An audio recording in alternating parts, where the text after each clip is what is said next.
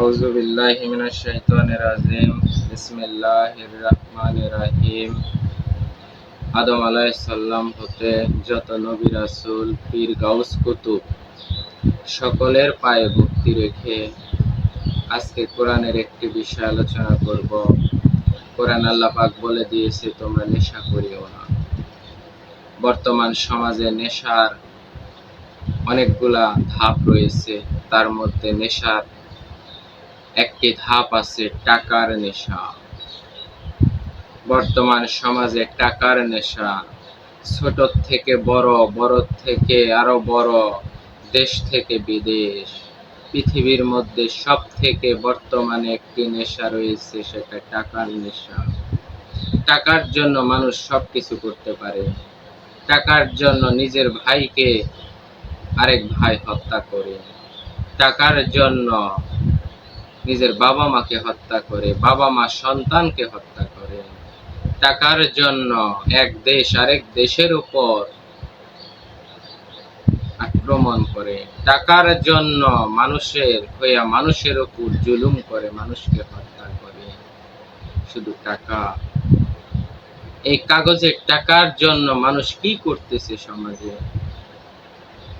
মানুষের বিবেক যদি থাকতো তাহলে টাকার জন্য মানুষকে হত্যা করতে তো পারতো না।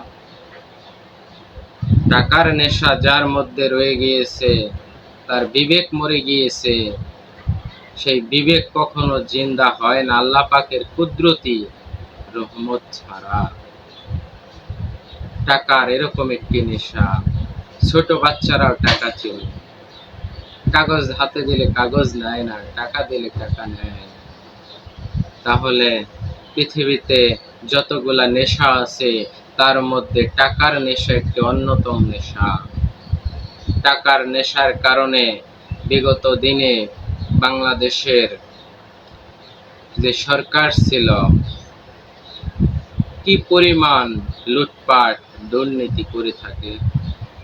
রাস্তার কাজ আসে চুরি করে, গরিবের চাউল আসে সেই চাউলের টাকা চুরি করে, মসজিদ কমিটি মসজিদের টাকা চুরি করে, মাদ্রাসার কমিটি মাদ্রাসার টাকা চুরি করে, মাজার বা খানকার কমিটি তারা মাজার খানকার টাকা চুরি করে। তাহলে এদের বিবেক বোধ কোথায় গেল? এদের কি বিবেক বোধ আছে? এরা তো নেশাগ্রস্ত, এরা তো মোহগ্রস্ত। নেশাগ্রস্তর কোন ইবাদত আল্লাহ কবুল করবে না যতক্ষণ না তার নেশা কেটে যাবে। নেশা কাটার পরে সে তার ইবাদত। বর্তমানে বাংলাদেশে টাকার নেশা যাদের রয়েছে তারা সবাই নেশাগ্রস্ত, তাদের কোনো ইবাদত বন্দেগী কবুল হবে না। আর যারা এই নেশায় আসক্ত না, অর্থ, টাকা, বিলাসিতাকে যারা লাথি মারে, যারা সাধারণ জীবন যাপন করার চেষ্টা করে, তারা কোরআনের আয়াতকে মেনে চলে। আর যে ব্যক্তি কোরআনের আয়াতকে মেনে চলবে, সেই একমাত্র মুসলমান দাবি করতে পারবে। যার মধ্যে কোরআনের একটি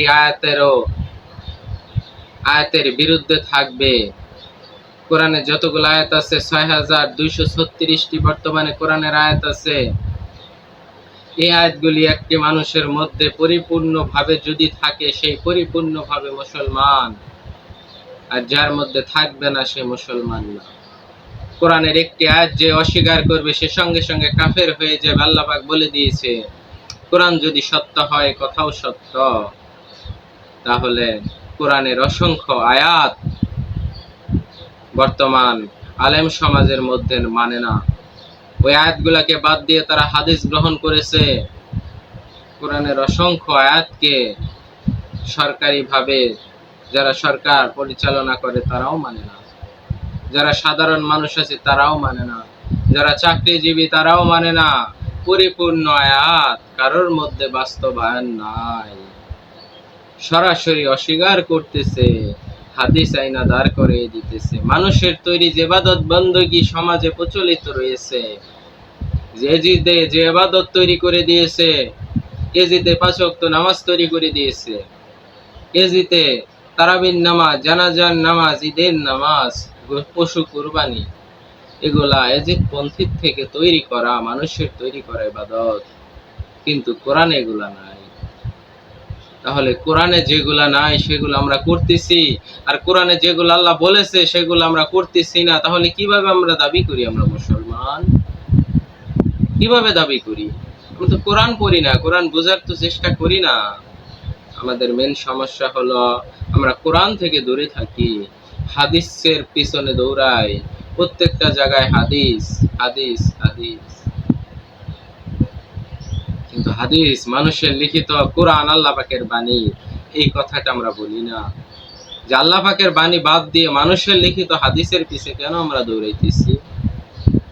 কোরআনের সাথে যে হাদিসের মিল নাই, সাংঘর্ষিক, কোরআনে বলেছে হারাম, হাদিসে বলেছে হালাল, সেই হাদিসের পিছনে আমরা দৌড়াইতেছি। কারণ হাদিস তো মানুষের তৈরি, এই কারণে এটা হালাল হয়েছে, আর কোরআন আল্লাহ পাকের তৈরি, এই কারণে এটা হারাম হয়েছে। তাই বর্তমানে আমাদের সমাজে যারা মাদক দ্রব্য সেবন করে তাদেরকে বলে তাদের জন্য এই আয়াত, এখানে মাদক সেবনের কথা উল্লেখ করে দেয় নাই। আল্লাহ পাক বলেছে নেশা করা হারাম, কিন্তু বর্তমান সমাজে বলে যে মাদক সেবন করা হারাম। এখানে আল্লাহ পাক মাদকের কথা বলে না, এখানে নেশার কথা বলেছে, যে নেশার মাধ্যমে মানুষের বিবেক বোধ মরে যায়, সুস্থ জ্ঞানে সে থাকে না, সে অসুস্থ হয়ে যায়। যে ব্যক্তি এক মানুষকে হত্যা করলো সে কি সুস্থ জ্ঞানী? না, অসুস্থ, সে নেশাগ্রস্ত। যে মানুষে অন্য মানুষের উপর আঘাত করলো, জুলুম করলো, সে কি সুস্থ জ্ঞানী? না, সে অসুস্থ, তার বিবেক বোধ মরে গিয়েছে, সে নেশাগ্রস্ত। আমরা এটা বোঝার চেষ্টা করি না, আমরা এটা জানার চেষ্টা করি না। মোহগ্রস্ত সে, তার বিবেক মরে গিয়েছে। যে ভাই অন্য ভাইকে ঠকিয়ে অর্থ আত্মসাৎ করলো, সম্পত্তি আত্মসাৎ করলো, সে কি সুস্থ জ্ঞানের? না, সে অসুস্থ, সে নেশাগ্রস্ত। নেশার কারণে তার মস্তিষ্ক, তার বিবেক মরে গিয়েছে, মোহগ্রস্ত সে।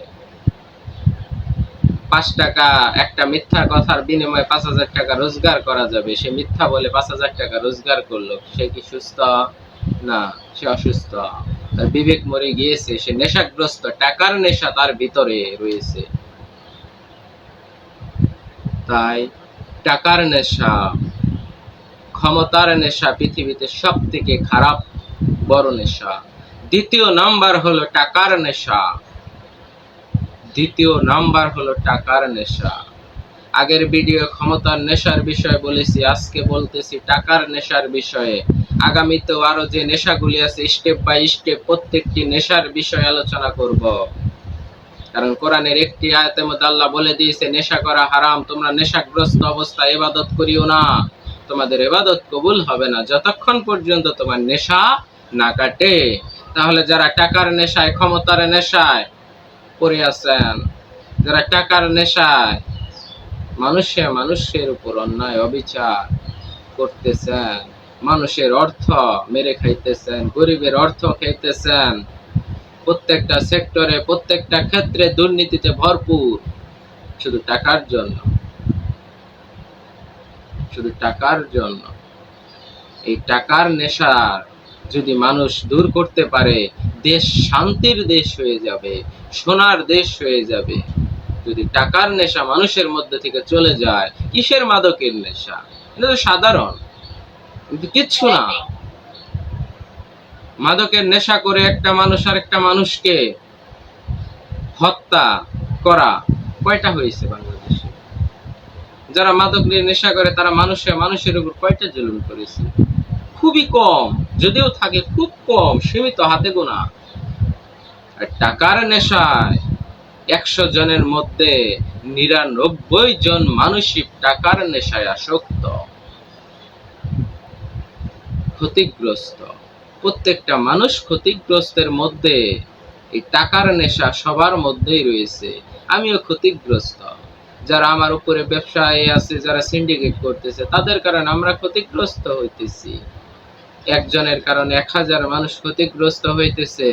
এই টাকার নেশা, এই টাকার সিন্ডিকেটে, টাকা রোজগারের যে মহড়া, যে উৎসব চলতেছে, যে যেভাবে পারে টাকা রোজগার করতেছে, হালাল হারামের দিক বিবেচনা করতেছে না, যেভাবে মন চায় ওইভাবে টাকা রোজগার করে। মিথ্যা, টাউটারি, বাটপারি, সুদ, ঘুষ, জুয়া, জেনা, চুরি, আহাজানি, ধর্ষণ, ডাকাতি, যত প্রকারের গুনাহ আছে সমস্ত প্রকার গুনার মাধ্যমে মানুষ টাকা রোজগার করে থাকে। আর টাকা রোজগারের নেশা, এটা কি ছোট নেশা? না। আল্লাহ পাক এই নেশাগুলার কথা বলেছে কোরআনে বলেছে নেশা করা হারাম। যত প্রকার নেশা আছে সমস্ত নেশাই হারাম। যে নেশা মানুষের বিবেককে মেরে ফেলে, বিবেক দিয়ে সে কাজ করতে পারে না, ওইটাই হলো নেশা। যে নেশায় বিবেক মস্তিষ্ক সঠিকভাবে পরিচালিত হয় না। নেশার মূল যে অর্থটা বোঝার চেষ্টা করবেন। নেশা এমন একটা জিনিস, এমন একটা বস্তু, যে জিনিসটা যার মধ্যে থাকবে তার বিবেক, তার মস্তিষ্ক সঠিকভাবে পরিচালিত হবে না, ব্যাঠিকভাবে পরিচালিত হবে। আর যে ব্যক্তির বিবেক সঠিকভাবে, ন্যায়ভাবে পরিচালিত করতে পারবে, তার মধ্যে নেশা নাই।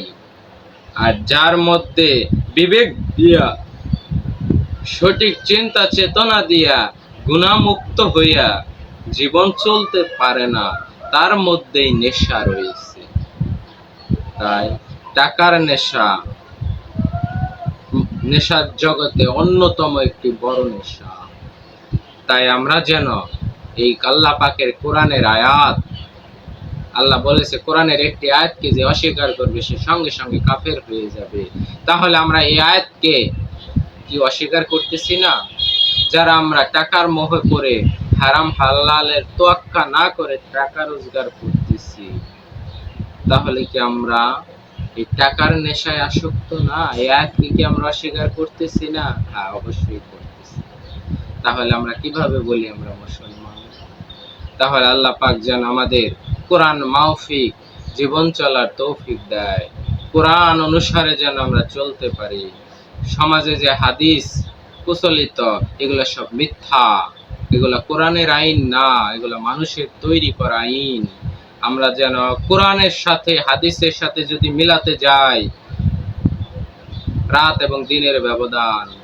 ইমাম বুখারী 6 লক্ষ হাদিস বর্ণনা করেছেন, তার মধ্যে অনলি 7,000 হাদিস ওনার কাছে সহি মনে হয়েছে। আরেকজন ইমাম 1 লক্ষ হাদিস বর্ণনা করেছেন, ওনার কাছে অনলি 1800 হাদিস সহি মনে হয়েছে। তাহলে ওনারা আবার লিখে দিয়েছে, যদি আমার হাদিস কোনটা আপনাদের কাছে মিথ্যা প্রমাণিত হয়, এই হাদিসটাকে বাতিল করে দিবেন। ইমামেরা লিখেছে হাদিসের মধ্যে। তাহলে কোরআন অনুসারে যদি ওইগুলা পরিপূর্ণভাবে মিলাইতে যায়, 4 ভাগের 3 ভাগই মিথ্যা প্রমাণিত হইতেছে কোরআন দিয়ে প্রমাণিত হইতেছে। তাহলে আমি কোনটা মানবো? আপনাকে আমি প্রশ্ন করি, আপনি কোরআন মানবেন না হাদিস মানবেন? যে ব্যক্তি কোরআনের একটা আয়াতকে অস্বীকার করবে সে কাফের, আল্লাহ বলেছে। এখন আপনি হাদিস মানবেন না কোরআন মানবেন? কোরআনে যা আছে ওইগুলা যদি আমি মানতে যাই, আমাকে মানুষ পাগল বলবে। কোরআনে যা আছে ওইগুলা যদি আমি মানতে যাই বা বলতে যাই, মানুষ পাগল বলবে। আর হাদিস যদি মানতে যাই, কোরআনের বিরুদ্ধে যদি চলে যায়, আমি কাফের হয়ে যাব। আমি কোনটা করব? আমি কোরআন মানবো। মানুষ কি বললো সেটা আমার দেখার বিষয় না, আমার আল্লাহ কি বলেছে আমি সেটা করব। এতে আমার জীবন থাক বা চলে যাক, দেখার বিষয় না। সমাজ কি বললো বা না বললো সেটাও দেখার বিষয় না। তাই আমরা যেন পরিপূর্ণভাবে কোরআন মাফিক জীবন গড়তে পারি, এই তৌফিক যেন আল্লাহ পাক আমাদেরকে দেয়। এই বলেই আমার কথা শেষ করছি। সকলে ভালো থাকবেন। জয় গুরু। আসসালামু আলাইকুম ওয়া রাহমাতুল্লাহি ওয়া বারাকাতুহু।